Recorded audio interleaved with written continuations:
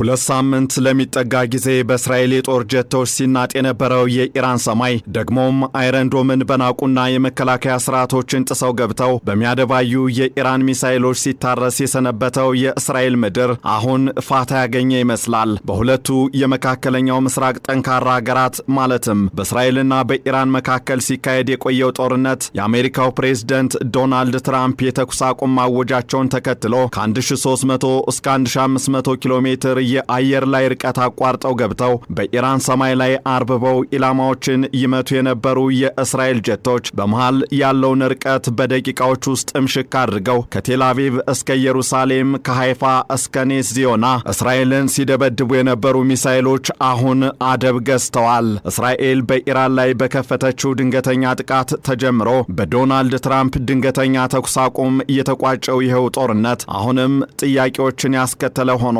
ጦርነቱ እስራኤል የኢራን የኒውክሌርና የሚሳኤል ፕሮግራሞች በህልውናዬ ላይ ስጋትን ደቅነውብኛል በማለቷ የተጀመረና ግቡም ኢራንን የኒውክሌር መሳሪያ እንዳትታጠቅ ማድረግና የሚሳኤል ፕሮግራሟንም ማዳከም አለፍ ሲል በኢራን የሥርዓት ለውጥ እንዲመጣ ማድረግ እንደሆነ ተደጋግሞ የተገለጸ ጉዳይ ነው። እናም የተኩስ አቁም የታወጀው በእርግጥም ለጦርነቱ መነሻ የሆኑት ጉዳዮች በቂ ምላሽ አግኝተው ነውን? የተደረገው የተኩስ አቁም ስምምነትስ በሁለቱ ሀገራት መካከል ያለውን ቁርሾ በመፋቅ ጸንቶ ሊዘልቅ ይችላልን?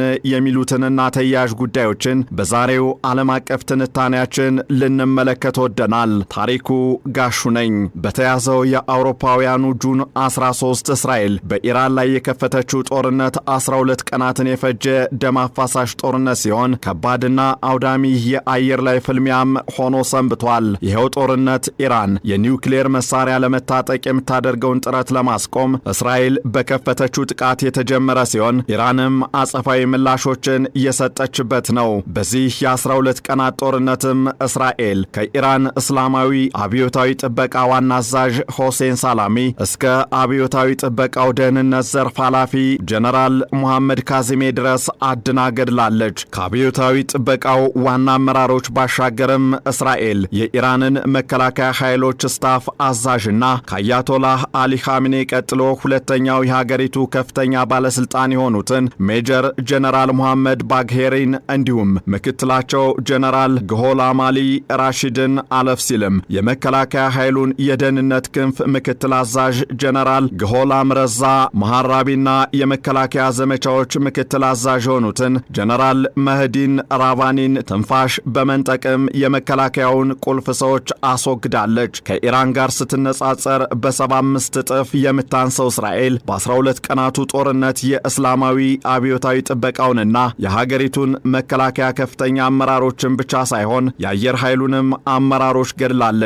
በዚህም የኢራን አየር ኃይል ዋና አዛዥ ጀነራል ዳቮድ ሻኪያንን፣ የአብዮታዊ ጥበቃው የአየር ኃይል ዩኒት ኃላፊ ጀነራል አሚር አሊ ሃጂዛዴህንና የአየር ኃይል ዩኒት የደህንነት ክንፍ የሆኑትን ጀነራል ክሆሽሮ ሐሳኒንም ለፍጻሜው እንዲያሸልቡ በማድረግ ቁልፍ የአመራር ቦታዎችን ባዶ ማድረግ ብቻ ሳይሆን ሃይማኖታዊው ጠቅላይ መሪ አያቶላህ አሊ ኻሜኔ ያለ ታማኝ አጋሮቻቸው እንዲቀሩ አድርጋለች። 9.5 ሚሊዮን የሚሆን የህዝብ ቁጥር ያላት እስራኤል 92 ሚሊዮን የሚሆን ህዝብ ባላት ኢራን ላይ በከፈተችው የሚነሳ አንበሳ በሚል ዘመቻዋ የኒውክሌር ጣቢያዎችን ከመምታት አልፎም በአጠቃላይ 14 የኒውክሌር ሳይንቲስቶችንም በመጀመሪያዎቹ ቀናት ገድላለች።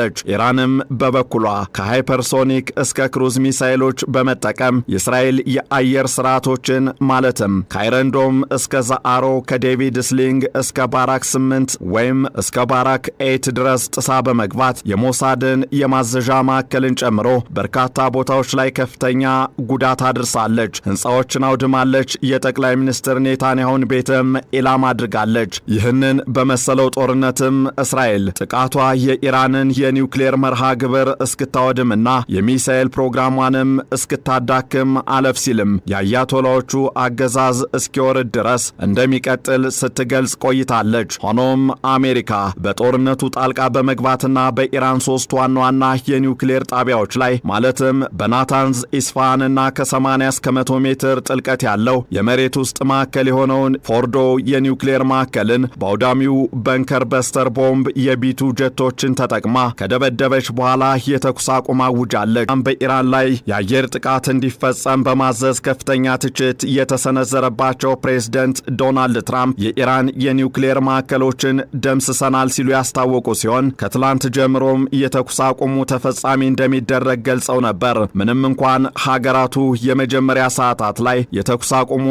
ጥሰው ቢታኮሱም እጃቸውን በሀገራቱ ጦርነት አስገብተው የቆዩት የአሜሪካው ፕሬዝዳንት ዶናልድ ትራምፕ ሰኞ ምሽት በኳታር በሚገኘው የአሜሪካ ጦር ሰፈር ላይ ኢራን ያጸፋ ጥቃት ከሰነዘረች በኋላ ሰላም ሰባኪ ሆነው የተኩስ አቁም አዋጅ ይፋ ማድረጋቸው በእርግጥም ጉዳት የሚቀንስ ነውና በአዎንታ የሚታይ ጉዳይ ሆኗል። ጥያቄው ግን የጦርነቱ መነሻ ምክንያቶች በዘላቂነት ምላሽ አግኝተው ነው ወይ የተኩስ አቁም የተደረገው የሚለው ነው። ይህ ደግሞ የኢራን የበለጸገ ዩራኒየም በጥቃቱ ወድሟልን ከሚለው ጋር በቀጥታ ይገናኛል።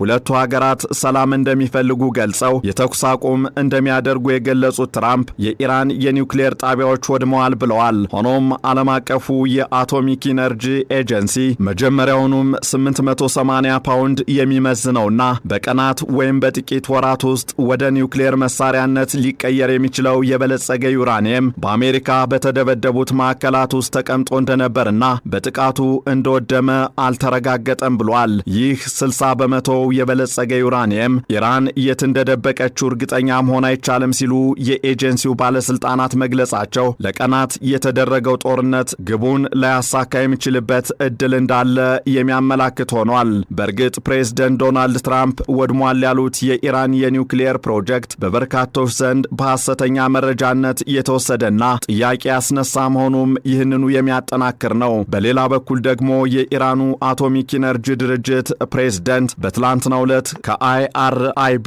ኒውስ ኤጀንሲ ጋር ባደረጉት ቃለ ምልልስ ኢራን የኒውክሌር ፕሮግራሟን አታቋርጥም ብለዋል። የኢራኑ አቶሚክ ኢነርጂ ፕሬዝዳንት ሙሐመድ እስላሚ የአሜሪካ ጥቃት ከመፈጸሙ በፊት አስፈላጊውን ሥራ አስቀድመን ሰርተናል፣ እናም የኢራን የኒውክሌር ፕሮግራም ይቀጥላል ሲሉ በይፋ አረጋግጠዋል። ይህ ከሆነ ደግሞ በአንድ በኩል አሜሪካ ለመጀመሪያ ጊዜ በጦር ሜዳ ላይ የሞከረችው 14000 ኪሎ ግራም የሚመዝን አውዳሚ ቦምብ ግቡን አላሳካም ማለት ሲሆን፣ በሌላ በኩል ደግሞ ሀገራቱ ዳግም ወደ ጦርነቱ እንደሚገቡ የሚጠቁም ነው። እናም ተኩስ አቁሙ ተግባራዊ ከተደረገ በኋላ ትላንት ምሽት ላይ የወጡ መረጃዎች እንደሚጠቁሙት የእስራኤሉ ጠቅላይ ሚኒስትር ቤንያሚን ኔታንያሁ ኢራን የኒውክሌር ፕሮግራሟን ከቀጠለች ሀገራቸው ዳግም ጥቃት ትከፍታለች ብለዋል።